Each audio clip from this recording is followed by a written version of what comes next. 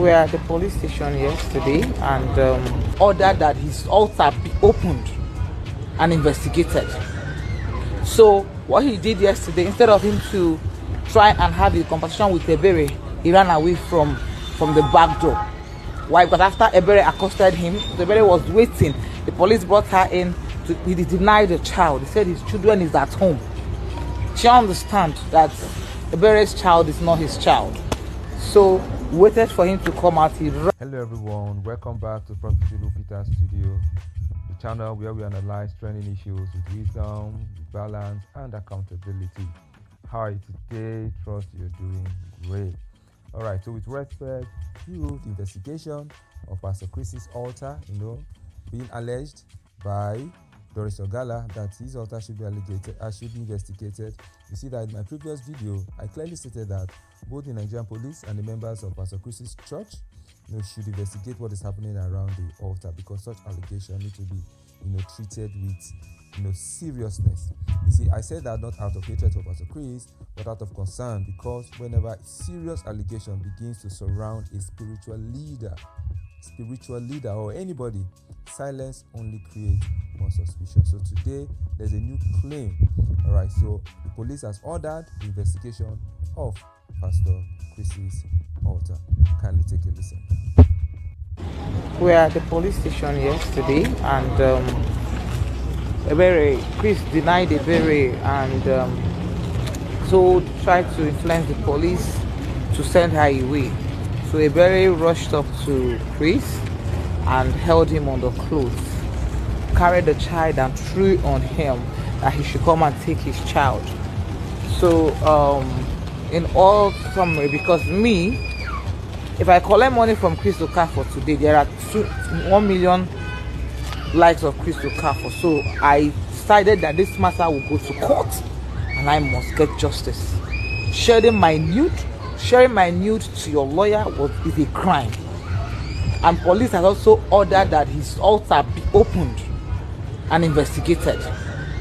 So what he did yesterday, instead of him to try and have a conversation with Ebere, he ran away from the back door. Why? Because after Ebere accosted him, Ebere was waiting. The police brought her in. He denied the child. He said his children is at home. She understand that Ebere's child is not his child. So waited for him to come out. He ran from the back. We didn't even know when he ran. So when I saw his back running into the car, at this time, well, we are taking action. That we're not mediating again. No more mediation. It's time to call on women to come in, because first of all, according to the position Ebere has, he raped her. A lot of things that have not been said. From the petition Ebere has, it's a rape case. Ebere has a lot to say on Chris. So you guys will be hearing soon all that transpired between him and Ebere. He locked her in the house. A lot of things happened. Don't worry. All right, welcome back. One of the most disturbing aspects of this story is the allegation contained in this petition, which is reportedly described as rape case. Now, let me be very clear here, please. If this allegation is true, then this matter is no longer a church issue, no longer a mediation issue, and no longer something to be swept under the carpet. It becomes a criminal matter that must be handled strictly by the law.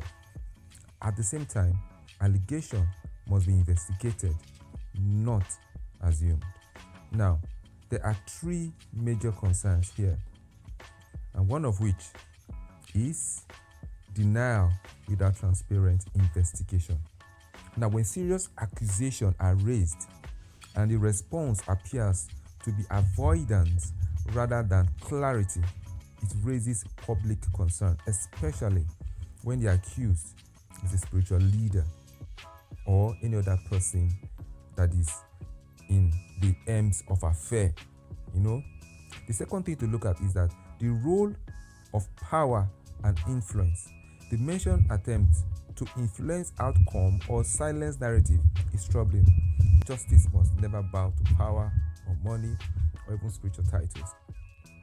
Another thing to look at is the altar questions. As I said in my previous video, when an altar becomes repeatedly associated with controversy, it must be examined. In fact, my position here is this: I'm not condemning Pastor Chris Okafor. I am not declaring him guilty, but I am also not ignoring the seriousness of this claim. Now, if you are innocent, investigation will clear the air. That is very, very true. If there is wrongdoing, justice must prevail. Now, my final thought is this: this is no longer about gossip. This is about accountability, justice, protection of women, integrity in the body of Christ. The truth does not fear investigation. As this case unfolds, we will continue to watch, analyze, and to speak responsibly without bias, without fear, and without compromise. Now, if you believe in truth, accountability, and justice, please kindly like this video, subscribe to Profitable Peter's Studio so that you'll be notified when subsequent video will be uploaded. Share your thoughts respectfully in the comment section. Let's talk, but let's talk with wisdom. All right, so I'm waiting for you in the comment section. Till I come your way next time. Bye.